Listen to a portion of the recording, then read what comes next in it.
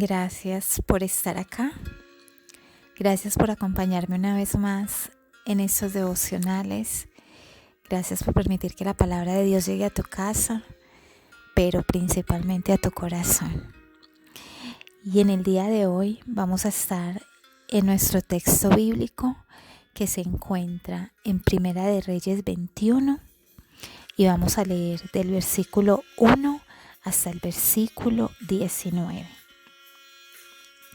Bueno, la palabra del Señor nos dice así en esta mañana. Pasadas estas cosas, aconteció que Nabot de Jezreel tenía ya una viña junto al palacio del rey Acab de Samaria. Y Acab habló a Nabot diciendo: dame tu viña para un huerto de legumbres, porque está cercana a mi casa, y yo te daré por ella otra viña mejor que esta, o si mejor te pareciere, te pagaré su valor en dinero. Y Nabot le respondió a Acab: guárdeme Jehová de que yo te dé a ti la heredad de mis padres. Y vino Acab a su casa triste y enojado por la palabra que Nabot de Jezreel le había respondido, diciendo: no te daré la heredad de mis padres. Y se acostó en su cama y volvió su rostro y no comió. Vino a él su mujer Jezabel y le dijo: ¿por qué está tan decaído tu espíritu y no comes?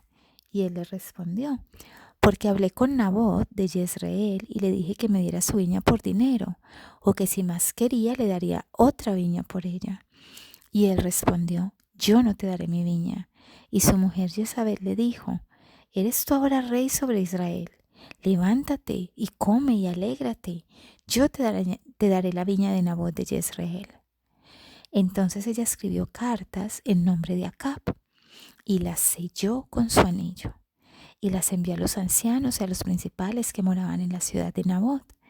Y las cartas que escribió decían: proclamad ayuno y poned a Nabot delante del pueblo, y poned a 2 hombres perversos delante de él, que atestiguen contra él y digan: tú has blasfemado a Dios y al rey. Y entonces sacadlo y apedreadlo para que muera. Y los de su ciudad, los ancianos y los principales que moraban en su ciudad, hicieron como Jezabel les mandó, conforme a lo escrito en las cartas que ella les había enviado. Y promulgaron ayuno y pusieron a Nabot delante del pueblo. Vinieron entonces 2 hombres perversos y se sentaron delante de él. Y aquellos hombres perversos atestiguaron contra Nabot delante del pueblo, diciendo: Nabot ha blasfemado a Dios y al rey. Y lo llevaron fuera de la ciudad y lo apedrearon y murió. Después enviaron a decir a Jezabel: Nabot ha sido apedreado y ha muerto. Cuando Jezabel oyó que Nabot había sido apedreado y muerto, dijo a Acab: levántate y toma la viña de Nabot de Jezreel, que no te la quiso dar por dinero, porque Nabot no vive, sino que ha muerto. Y oyendo Acab que Nabot era muerto, se levantó para descender a la viña de Nabot de Jezreel para tomar posesión de ella. Entonces vino palabra de Jehová a Elías el tisbita diciendo: levántate, desciéndete a encontrarte con Acab, rey de Israel, que está en Samaria. He aquí, él está en la viña de Nabot, a la cual ha descendido para tomar posesión de ella. Y le hablarás diciendo: así ha dicho Jehová, mataste y también has despojado. Y volverás a hablarle diciendo: así ha dicho Jehová, en el mismo lugar donde lamieron los perros la sangre de Nabot, los perros lamerán también tu sangre, tu misma sangre. Amén. En el día de hoy, nuestra mancha del corazón es la codicia. La codicia es el último de los 10 mandamientos que nos dice: no codiciarás nada de tu prójimo. Y aparentemente para muchos no parece ser algo tan importante como para ser puesto dentro del gran decálogo. Es como que pareciera un pecado tan inofensivo que podría sorprender que estuviera dentro de los 10 mandamientos. Esto si tenemos en cuenta que son los más importantes y que podríamos decir que abarcan todos los demás mandatos. Pero hoy vamos a ver por qué para Dios este pecado es tan grave que lo incluyó dentro de los 10 mandatos. Como vemos en este texto que acabamos de leer, Acab en ese momento era rey. Y sabemos que un rey es dueño de muchas cosas, de muchos terrenos. Un rey está lleno de propiedades, de todo lo que desea. Pero este rey se enamora del terreno de Nabot y busca conseguirlo a todo costo. Nos damos cuenta de que se enamora de este terreno y va y le pregunta a Nabot que si se lo puede comprar por dinero o cambiarlo por otra viña. O sea, nos da a entender de que él tenía mucho dinero y tenía muchos terrenos, pero él no quería sus terrenos, él quería ese exclusivamente. Y aquí vemos cómo Acab codicia, envidia el terreno de Nabot. Como no lo puede conseguir porque Nabot no se lo vende ni lo cambia, él se regresa a su palacio triste, con mala cara, a tal punto que ni siquiera quiere comer. Y entonces su esposa, Jezabel, planea todo un plan, una estrategia para quitarle a este pobre hombre sus tierras. Y dentro de esto, de ese plan, incluye mentir, incluye poner testigos falsos que hablen en contra de él. Planea poner palabras en la boca de Nabot que nunca las dijo. Planea que la gente dijera que había blasfemado a Dios, que había blasfemado al rey. Con todo esto, con la única meta de poder acabar con la vida de Nabot y entregarle las tierras a su esposo. Y logra su cometido a tal punto que matan a Nabot y luego ellos bajan a adueñarse de sus tierras. Un rey que lo tenía todo se enamora de las tierras de un hombre que no tenía casi nada, unas tierras que podemos decir que eran lo único que él tenía. Y así es la envidia, así es la codicia. No te permite disfrutar de lo que tienes por estar deseando lo que tiene el otro. Y es una realidad que como seres humanos nosotros podamos sentir en algún momento de nuestra vida, envidia por alguien. Es normal que podamos tener en algún momento ese sentimiento. Pero realmente lo malo no es que sintamos esa envidia momentánea. Lo malo es permitirle a esa envidia que cree raíces dentro de nuestro corazón.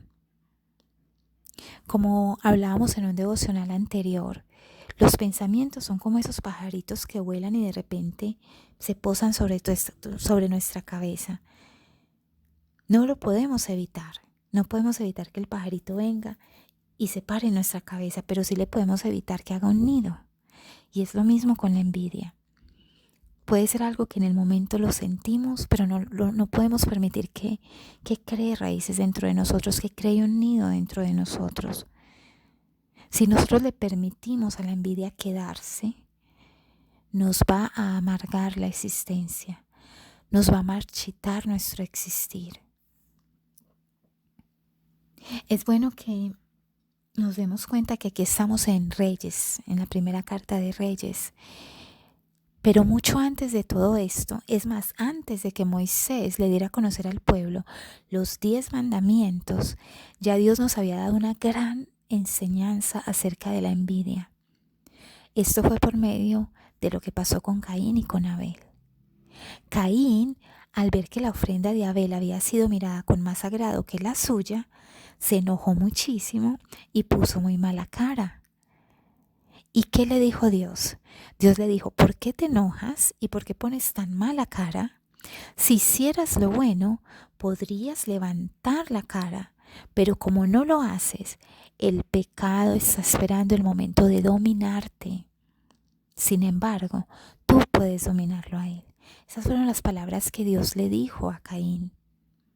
Y son una enseñanza para nosotros en el día de hoy. Codiciar lo del otro es algo que podemos dominar. Es algo en lo que podemos trabajar. Pero si no lo hacemos como le pasó a Caín, ese sentimiento nos va a dominar a nosotros. La envidia, si tú no la dominas, ella te va a dominar a ti. En vez de nosotros poner mala cara porque al otro le va bien, de poner mala cara, de entristecernos porque no tenemos lo del otro, ¿por qué no hacer lo bueno para lograr llegar a lo que deseamos, así como el otro lo logró? No sé si te has dado cuenta, pero después del pecado de Adán y Eva, el segundo pecado que más dolor le trajo al mundo en sus inicios, según lo que miramos en Génesis, fue el pecado de la envidia. Porque la envidia fue la que llevó a Caín a matar a Abel. El primer asesinato que podemos leer en la Biblia. Y luego vemos que fue lo mismo que pasó con Acab. La envidia, la codicia lo llevó a matar a Nabot. Entonces vamos entendiendo la gravedad de la codicia. Lo que empezó con un simple deseo de poseer lo que el otro tenía, se convirtió en una obsesión. Acab no se quedó tranquilo, ni él ni su esposa. Y eso es lo que la envidia hace. Te lleva a un pecado tras otro pecado, tras otro pecado.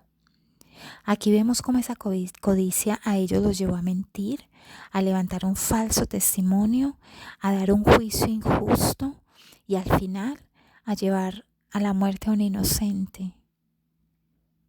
¿Y cuántas veces por envidia pasa lo mismo actualmente? Se daña la reputación de alguien. ¿Cuántas veces por envidia se destruyen los hogares? Se indisponen a los familiares. Se hacen daños laborales. ¿Cuántas veces por envidia se destruyen los sueños de los demás? No es en vano que Dios ponga una prohibición ante esta actitud, porque la envidia es súper peligrosa y es muy dañina, ya que es una de las raíces que nos lleva a cometer muchos otros pecados. Nos empuja a dañar al otro, pero desafortunadamente, mientras dañamos al otro, terminamos haciéndonos daño a nosotros mismos. Como dicen los sabios, la persona envidiosa es envidiosa porque tiene amargura en su ser. En otras palabras, una persona amargada es una persona envidiosa. Y esa amargura no le permite estar alegre por el otro. Esa amargura no le permite disfrutar del triunfo del otro, sino que es todo lo contrario. Le lleva a florecer la envidia y la codicia a tal punto que quiere dañar al otro solamente porque el otro tiene lo que esa persona quiere y no tiene. Hay un proverbio que dice que la envidia pudre los huesos. O sea, la envidia penetra a tal punto en nuestro propio ser que nos hace daño a nosotros mismos, nos pudre nuestros huesos. La envidia destruye tanto al codiciado como al que codicia. Nabot murió y perdió su viña, pero Acab también recibió la maldición de Dios sobre su cabeza, de manera que nunca pudo realmente disfrutar de lo que le quitó a Nabot. Abel perdió su vida, pero Caín, después de haberlo matado, tampoco pudo disfrutar de la suya. Y esas son las consecuencias de la envidia.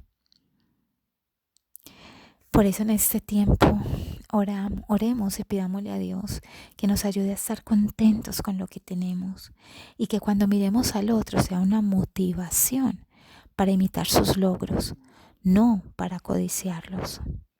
Cuenta tus bendiciones y agradece a Dios por ellas. Ora por lo que quieras lograr, pero no pierdas la gratitud en el camino. No dejes de asombrarte por lo que tienes y recuerda que todo lo material es polvo y que en el polvo se va a quedar.